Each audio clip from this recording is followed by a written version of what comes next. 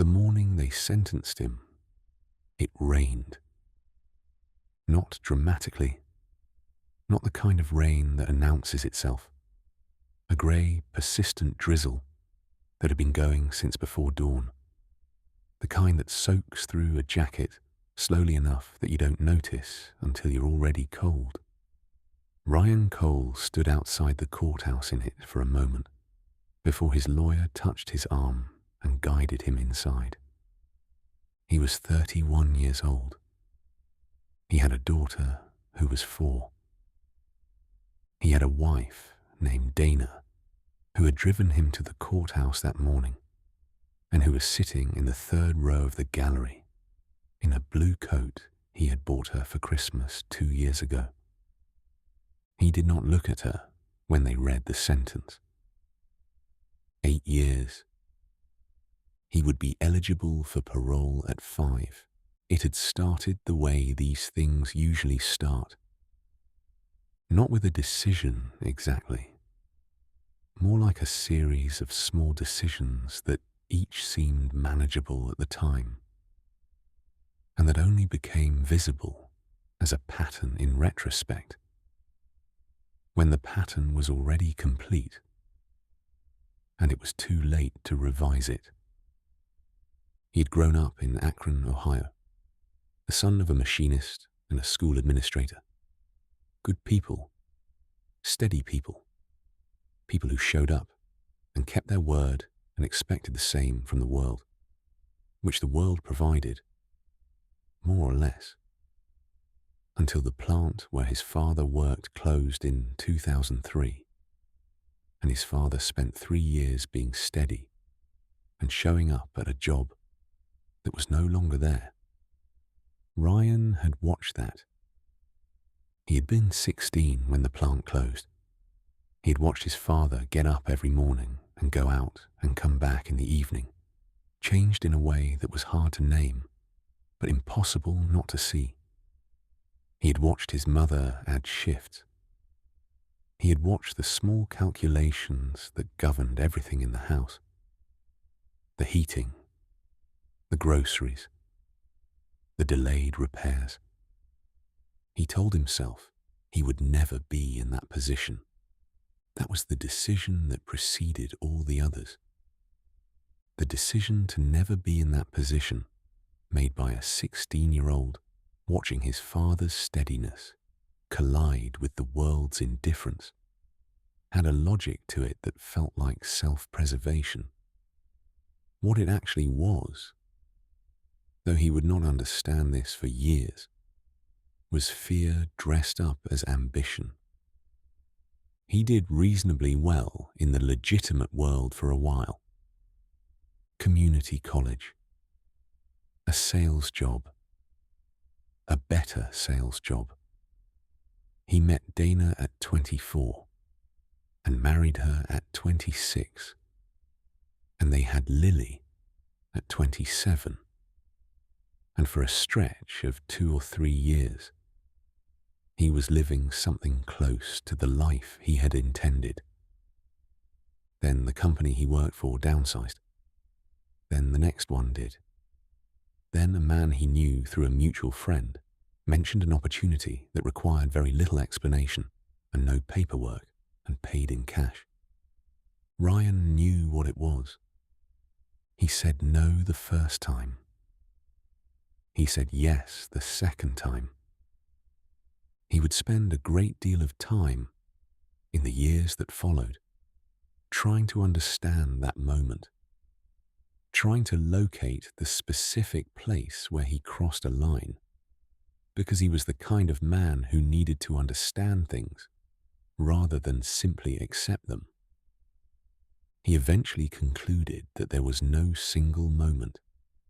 The line had not been a line. It had been a gradient, a slow change of light, the way afternoon becomes evening, not a switch thrown, but a continuous and uninterrupted transition from one thing to another. He was in it for 2 years before they arrested him. The county jail was nothing like what he had expected. Not in the visual sense. It looked like the places it looked like. Concrete, fluorescent light, metal that had been painted over many times. He had expected that. What he had not expected was the noise. Not the aggressive noise. Not the noise of confrontation or violence. The constant, layered, continuous noise of a building full of people with nowhere to go and nothing to do, which is a specific kind of noise, unlike any other. Metal on metal. Voices from every direction. Doors. Intercoms. Footsteps on hard floors. He could not sleep for the first 4 days. He lay on his bunk and stared at the underside of the mattress above him, and listened to the building breathe, and thought about Lily, who was 4 years old, who still mispronounced his name, who had a specific way of putting her arms around his neck when she was tired. He thought about that until he was able to sleep. It took a while. He was transferred to a state facility 4 months later. The drive took 3 hours. He spent it in a transport van with 7 other men, in leg irons, watching Ohio go past the small window in the van door. Flat land, winter fields, a water tower with the name of a town he had never heard of, a gas station, a long stretch of nothing. He arrived at the facility in the late afternoon. The processing took 5 hours. Forms, photographs, medical intake, a brief interview with a case officer who read his file without looking up and asked several questions in the tone of someone who had asked them several thousand times before and whose attention was mostly elsewhere. He was assigned to a housing unit. He was given a mattress, 2 sheets, a blanket, a towel, and a small bin for personal items. He made his bunk the way he had been shown. He sat on it. He looked at the wall. The wall was the color of institutional green, a specific shade that appears only in places built for large numbers of people who have no say in the color of the walls. He sat there for a long time. He learned the rhythms of the place the way you learn any new environment. Slowly, then all at once. Wake at 5:30 to the block lights coming on. Breakfast at 6. Count at 7.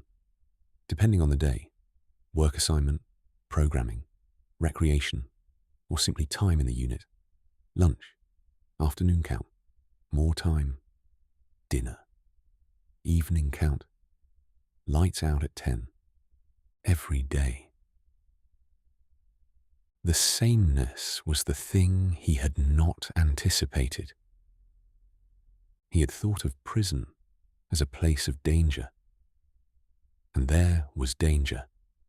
He was not naive about his environment, and he learned quickly who to give space to and how to carry himself without projecting either aggression or weakness. But the dominant experience was not danger. It was repetition. The same walls, the same schedule, the same sounds, the same food on rotating cycles, the same faces. Time in prison does not pass quickly. It passes slowly, in pieces, each day distinguishable from the last only by small variations in weather, visible through a narrow window or by whatever was happening in the people around him. He had spent his whole life moving fast. He did not know what to do with stillness. He learned to read properly in his 2nd year. He had always been able to read. But he had not, before prison, read the way he came to read inside. Slowly, completely, without distraction, returning to pages he had already finished because something in them had not settled yet. The facility library was not large, but it was enough. He started with whatever was available. History, biography, a book about the Transcontinental Railroad that he read twice, a collection of essays about farming in the American Midwest that he had no particular reason to be interested in and that he found himself unable to put down. He read about architecture, about the physics of bridges, about the way cities grow and why some of them fail. He was not looking for anything specific. He was looking for a way to spend his mind. What he found, gradually, over 2 years of reading in the same plastic chair at the same table, in the same library, 3 afternoons a week, was something he had not been looking for at all. He found out what interested him. Not what he was supposed to be interested in. Not what was practical or profitable or impressive. What actually interested him. When no one was watching and there was nothing to perform. It was building things. The history of how things were built, the engineering of structures, the problem solving that sits underneath every man-made object in the world. He had been a salesman. He had sold things other people made. He had never made anything. He started thinking about that. Dana wrote him letters. Not every week, but regularly.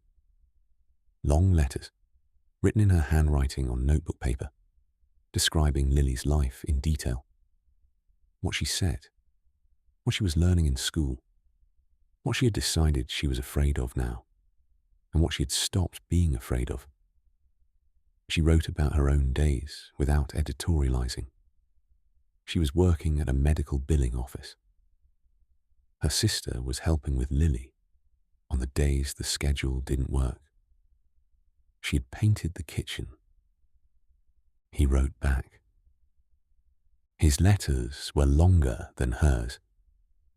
He wrote about what he was reading, what he was thinking about, not about the facility. There was very little to say about the facility that was worth saying, but about the ideas he was accumulating, about a book he had read on structural engineering that had made him think about his father's plant differently, about a conversation he had with a man in the library who had been an electrician before and who knew things about load-bearing calculations that Ryan found himself wanting to understand. Dana read these letters. She wrote back, "You sound different." He wrote back, "I think I am." She did not respond to that one for 2 weeks. Then she wrote, "Lily asked if you were coming home for her birthday." Her birthday was 14 months away. He would not be home for it. He wrote, "Tell her I'm working on it." The parole hearing came in his 5th year. He had done everything correctly. He had completed every program available to him. He had maintained a clean disciplinary record. He had taken a construction trades course offered through a partnership with a community college and had completed it with the highest score in his cohort. He had a letter from his case officer, a letter from the facility chaplain, who had known him for 3 years and who had written 2 pages about what he had observed. He sat before the board in a room that smelled of floor cleaner and presented himself as exactly what he was. Not reformed exactly. He was suspicious of that word. It implied a clean line between before and after, and he knew better than anyone that there were no clean lines. Just the gradient, the slow change. He was different from the man who had walked into that courtroom 5 years ago. Not completely different. Not unrecognizable. but changed in a specific way that years of enforced stillness change a man who uses them. Hollowed out of some things, filled in with others. He told the board this: not those words, but that meaning. The board asked their questions. He answered them. He was granted parole. He walked out on a Tuesday morning in October. Dana was in the parking lot. She had come alone. Lily was at school. She had decided, and told him by letter, so he could prepare, that she wanted the first moment to be just them, so they could get through whatever the first moment was going to be before Lily saw it. He came through the door with a plastic bag containing everything he owned. She was standing next to the car with her hands in her jacket pockets, and the look on her face was not the look he had been imagining for 5 years.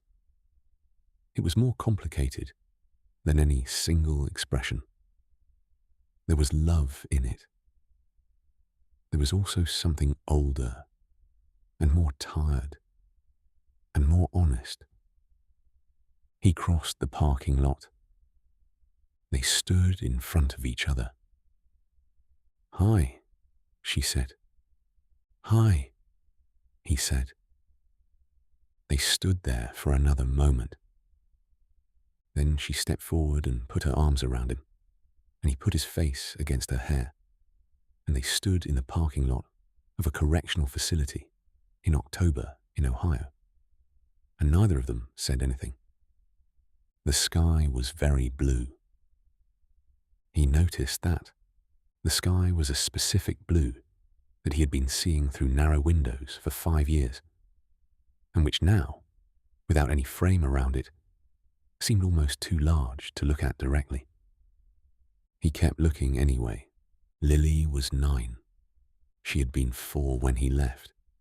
The person who had called him Daddy, with a mispronunciation that broke his heart every time he remembered it, was now a 9-year-old with opinions about things and a specific way of tilting her head when she was thinking, and a gap where a tooth had been that she told him proudly she had put under her pillow, and that the tooth fairy had paid $2 for. $2, he said. It was a big tooth, she said seriously. He sat across from her at the kitchen table, the same kitchen table in the same house, with a new paint Dana had written him about, and tried to be present rather than overwhelmed. It was harder than he expected. Not because anything was wrong, because everything was right, and he had not prepared himself for the specific difficulty of things being right after so long of them being wrong. He had prepared for difficulty. He had read about re-entry. He had talked to other men who had come out before him. They had all said the hard part was unexpected. They were correct. The hard part was sitting at his own kitchen table and feeling like a guest in his own life. He did not rush it. This was the most important thing he had learned, and he had learned it from 5 years of not being able to rush anything. He got a job through a contractor he had met in the construction trades program, a man named Bert, who ran a small remodeling company and who had hired men coming out before, and who was not interested in a man's past, except insofar as the past had taught him something useful. "You know rough carpentry?" Bert asked. "I know the theory," Ryan said. "I'm fast with my hands." "Theory and fast is enough to start," Bert said. He started. He was not fast at first. He was slow and careful, and made the kind of mistakes that come from learning rather than the kind that come from carelessness. Bert corrected him without ceremony. Ryan listened without defense. He worked 5 days a week and came home in the evening with his hands sore and his mind settled in a way that nothing else settled it. He was making things. Actual things. Things that existed after he stopped working on them. A wall framed out. A floor levelled. A door frame set plumb. Small things, but real things. He understood.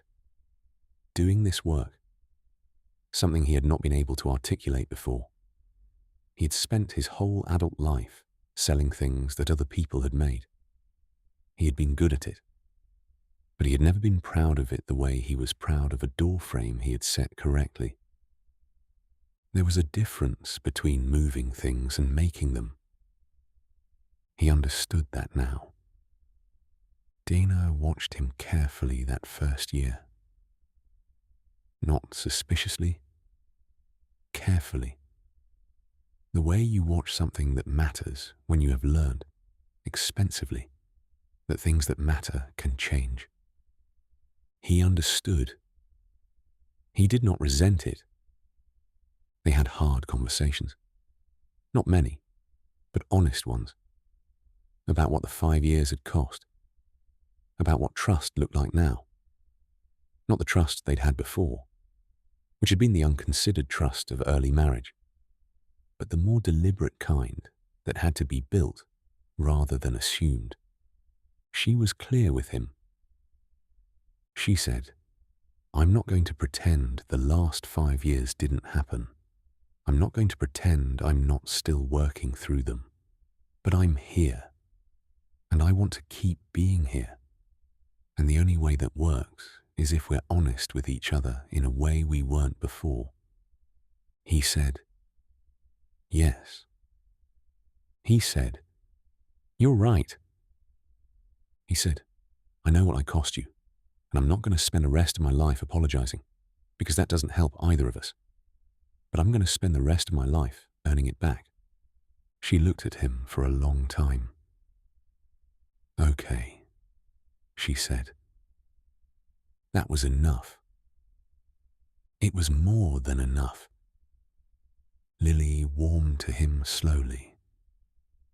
This was also something he had been told to expect, and that was harder in reality than in the expectation. She was 9 when he came home.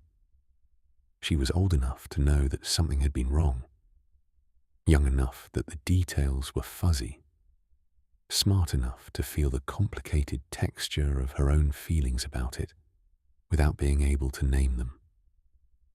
He did not push. He was there, consistently, quietly there, at the kitchen table in the mornings, at her school events when work allowed, on the couch on Sunday afternoons watching whatever she wanted to watch, which was often things he had no particular interest in, and which he watched anyway. Not performing interest, but genuinely present, because she was there. About 8 months in, she started telling him things. Not important things at first. Things about her friends. Things about school. Small things that she reported in the way children report things when they are testing whether the listener is actually listening. He listened. He asked questions. Not many. Enough. One evening, she was doing homework at the kitchen table, and he was sitting across from her reading.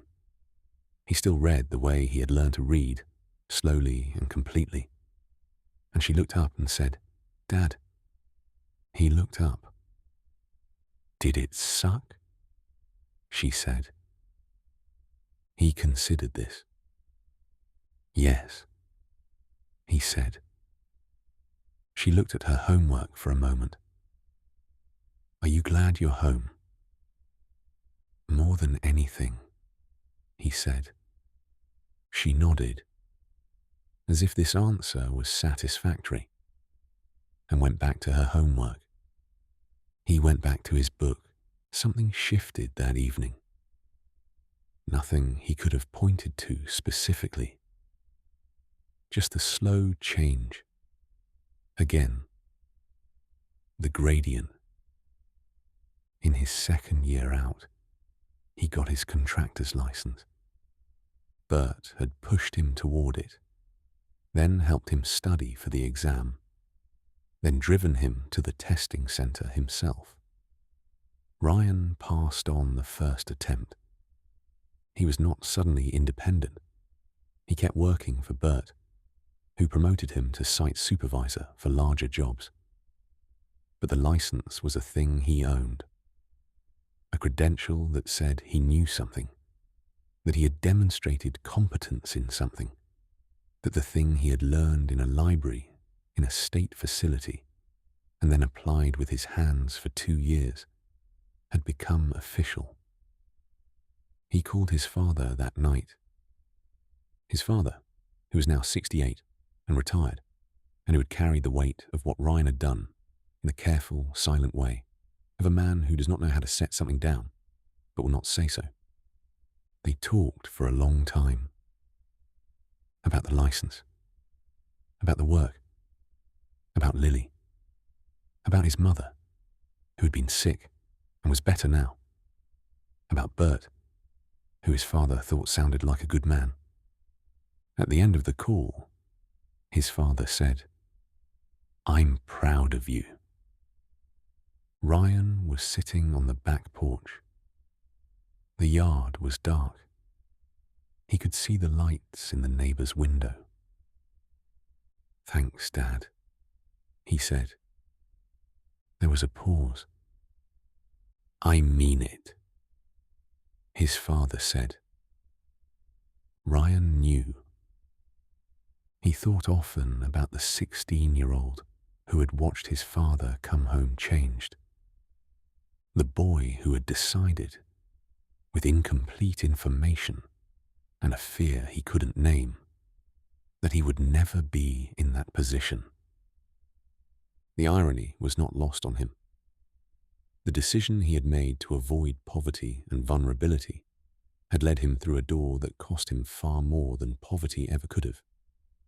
And the steady, careful, present life that he had been afraid of, the life his father had lived with such undemonstrative integrity, was the life he was now, finally, trying to build. He was not bitter about this. Bitterness was something he had worked through inside, in the long hours of enforced stillness, and had set down somewhere around year 3. He had not forgotten it was there. He had just decided it was less useful than the alternative. The alternative was simpler. You could not change what had happened. You could only change what happened next. He coached Lily's soccer team. The fall she turned 12. He had no particular qualifications for this. He had played soccer as a kid, reasonably well, and he responded to an email from the league asking for volunteers, and showed up on a Saturday morning in September at a field in the park 2 blocks from their house. 7 12-year-old girls in mismatched shin guards. He ran practice for 2 hours. He taught them how to pass to where someone was going, rather than where they were. He taught them how to communicate on the field, calling for the ball, calling off a teammate, letting each other know what was behind them. He taught them that the best players weren't always the ones with the best individual skills. They were the ones who made the people around them better. He had read something like this once, in a book about something else entirely, and it had stayed with him. On the drive home, Lily sat in the passenger seat and said, The other coaches just yell. Yelling doesn't teach anything, he said. She thought about this. It just makes people nervous. Right, he said. She nodded. 5 years after his release, Ryan Cole was 36 years old. He had his contractor's license and a crew of 3 and more work than he could easily take on. He had a daughter in middle school who was doing well and who had inherited his habit of reading and Dana's habit of precision, which was a useful combination. He had a marriage that had been rebuilt from something that had nearly collapsed into something that he trusted in a way he had not trusted the earlier version of it, because the earlier version had not been tested, and this one had. He had also, and this he did not talk about much, started mentoring. Not formally. He had connected with a re-entry program through a church Dana attended, not because he was particularly religious, but because the program was doing real work and needed people who knew what they were talking about. He went in on Thursday evenings and sat with men who had just come out and talked about the practical things: housing, employment, how to talk to your kids when they don't know how to talk to you, how to be patient with yourself without using patience as an excuse. He did not offer comfort. He offered accuracy. He told them, it's going to be hard and it's going to take longer than you think. But hard and long are not the same as impossible. They are just hard and long. Some of them listened. Some of them didn't. He kept going. On a Thursday evening in March, in his 6th year out, he drove home from the program in the dark. He took the long way.